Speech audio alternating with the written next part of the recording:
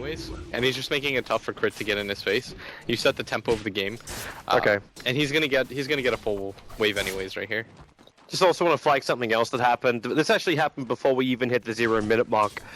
Is the fact that the Observer Ward on the top lane, which was planted by Monkeys, it was D-warded very early on for this dire sentry ward that was planted. And Liquid actually put that sentry ward inside the camp, so they still blocked the own pull point, fade up, middle lane. Can he actually do another one? No, he can't.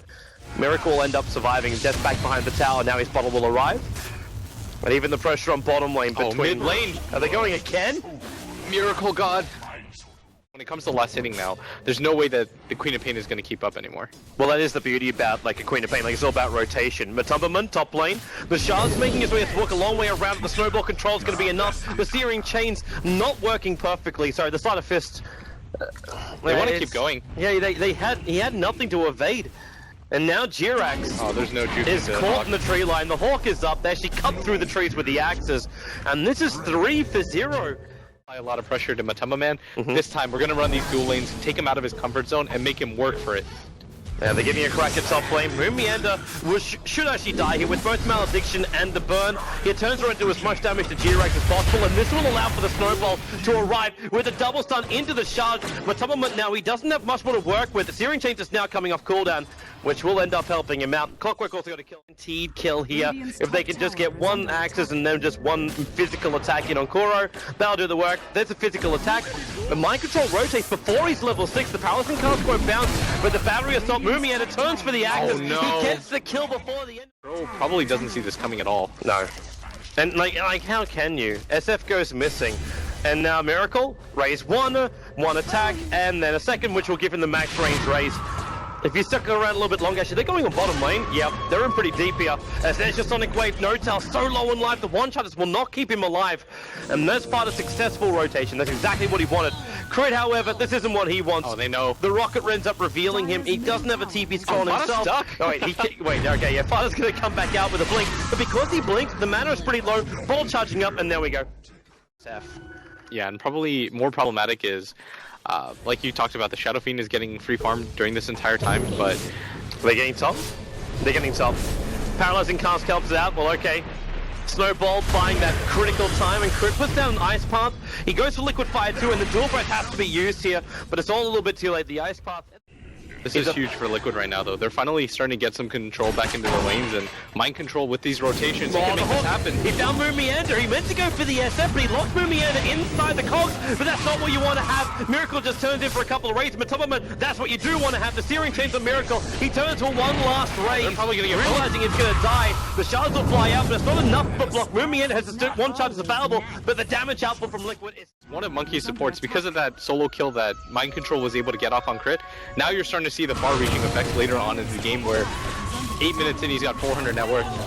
Goodbye SF. Once again.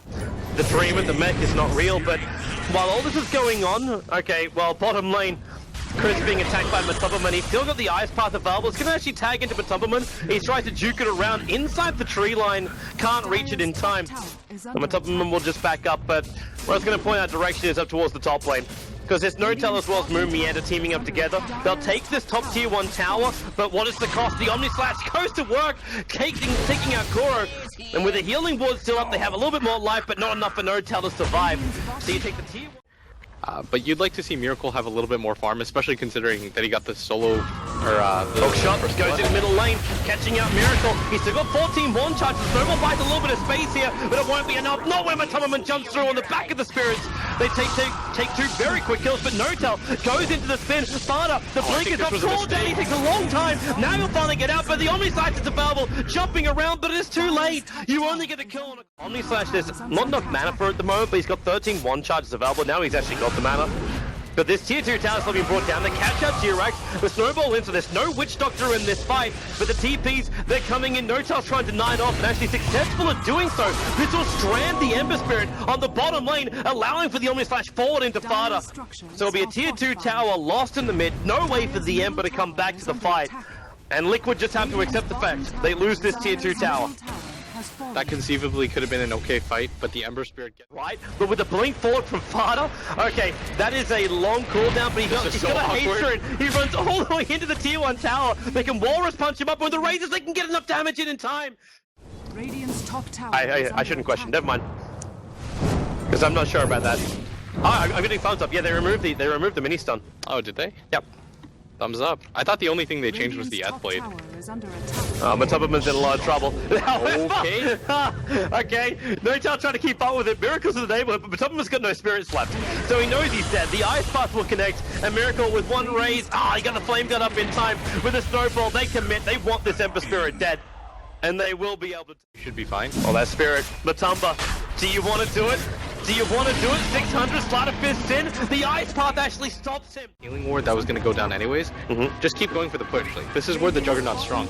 You're not going to keep up when it comes to they forced off him up. Mind control. He's there on the front lines, and Miracle BKB winds up the ulti with the double Ice Path into the Omni Slash as well. Liquid have lost 2 right now, and Fada roared up as well. They move back over, looking for the crit hit, and you do have Fada down low in the Ice Path again with the Macro Pyre. Liquid, they are burning at the moment. At least you get that kind of damage. Jakiro, a double kill, almost able to find crit with the help there of Jirax. Miracle is still alive off the Aegis. He brings it back up. He's the last man standing. The Crystal Maiden actually turning the fight.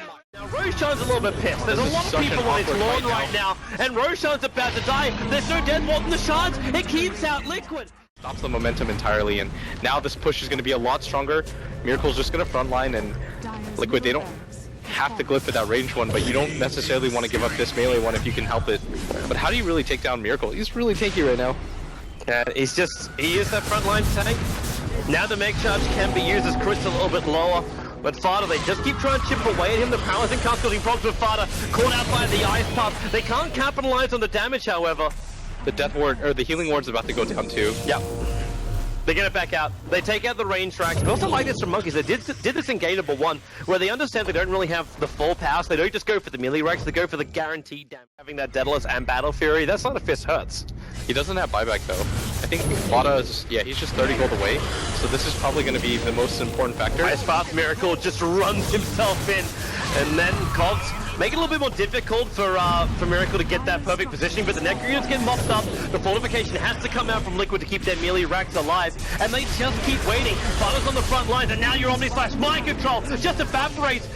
As that melee racks now will finally go down. Miracle finishes the job, still with the Aegis, the Immortal available. Clockwerk will bite back here, and there's your hook shot forward, catching out Miracle, but he BKBs, winds up the Requiem. Fada, the Ice Path won't be able to connect on him as we split this fight to 2. It's the battle inside the base, where you actually cannot find anything until the Spirits, they jump back at Miracle. The Death Ward down, the bouncing damage from Jirax, actually just pushing Monkeys out. Here with the corpses back to base.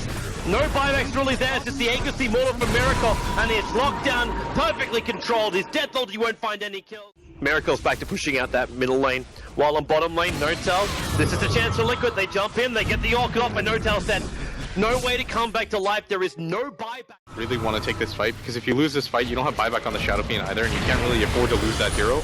But they're still using SF for the front line. Fada, they get through the Lincoln Spear with a roar as well. Fada, he's going to burn inside the Macro Pyre. For the Death Ward. Miracle will still get the ulti off. This will buy them the time as they Glimmer Cape up. Jirax trapped inside the shards as Miracle goes for the vision of Matubman. And crit.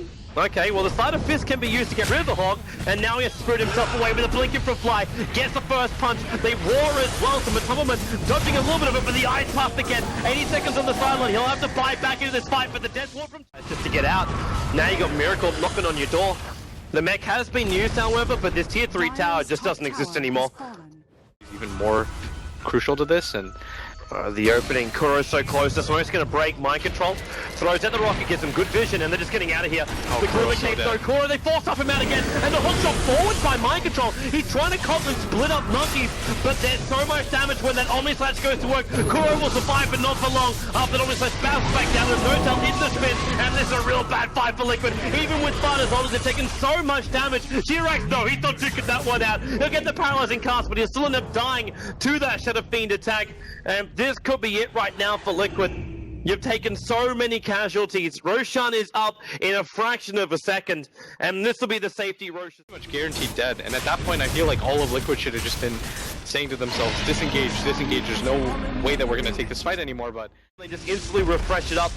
And there's Fada who's actually sacrificing himself to do this.